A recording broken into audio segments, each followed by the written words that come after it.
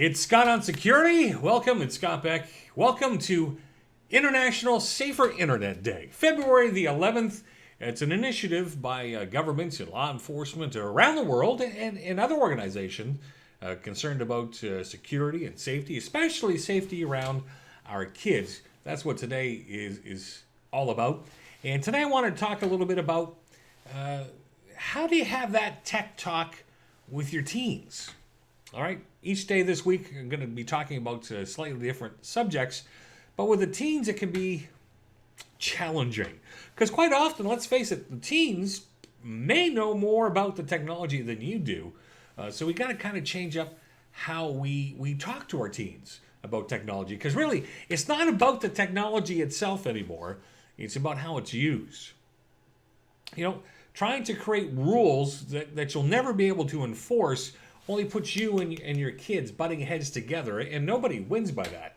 And listen, it can sometimes be hard. I'm not telling you how you should be raising your kids. That's totally up to you.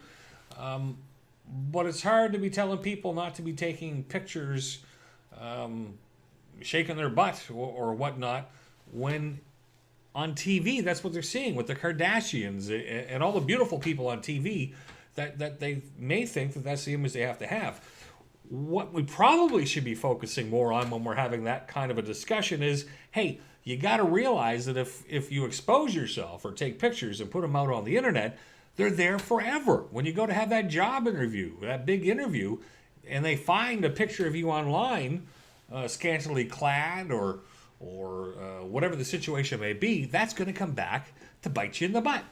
And so we don't necessarily want to be punishing the teenagers by taking pictures, and I think I touched on it yesterday. I mean, there's apps out there that the kids can now get an application, take the pictures, and hide them inside the applications. You'll never even know they're there. So make rules that can be enforced. You know, you can make that laundry list of rules, but if it's not helping improve the security, if it's not something that you can easily talk about, or if it's something that's likely to be easily broken and you can't enforce it anyways, then why bother having that rule? Maybe the rule should be, based around the activity. As I said, it's not really about the technology, it's about how it's used. And have a core set of rules for the whole family. What do I mean by that? Maybe in your household, it's decided that the rule is no technology at the dinner table. But the dinner table is when everybody gets together to be as a family and have a conversation. Now that means, mom and dad, you can't be pulling out your phone to look at your email because it buzzed. All right? If the kids aren't allowed to have the technology, you've got to lead by example. So make sure that when you're putting those rules in, that the expectation is it's going to be applying to everyone, okay? And make the rules together and make sure to change them over time. What's true for a 12 and 13-year-old may not be the same for a 14 and 15-year-old, and things are going to change over the years. So make sure that your rules, whatever they may be, evolve with your children as they grow. You know, when the kids are younger, you have a little bit more say about what accounts can open. You can counsel them on what kind of personal identifiable information they're allowed to give out. I remember when my kids were a lot smaller and technology was just coming on, I had that chat about, listen, you can't be giving out your home address. You shouldn't be giving out your grandparents' maiden names. You shouldn't be saying where people were born.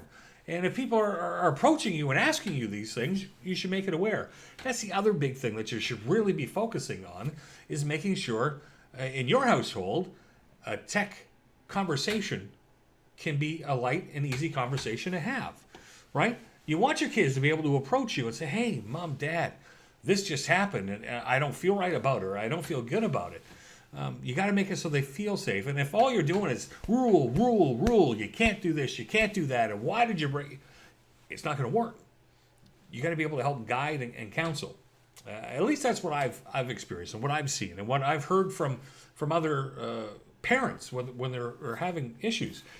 We get calls, or I get calls, or I'll be out to an event and people will be like, Scott, geez, what do you do with your kids in this situation? The kids know more than I do. Well, make it so that you can have those conversations, that they feel comfortable enough to come to you about them, and take a look at what those rules are, and can you enforce them? Does it actually make them safer? And have you explained to them? A lot of it is just about educating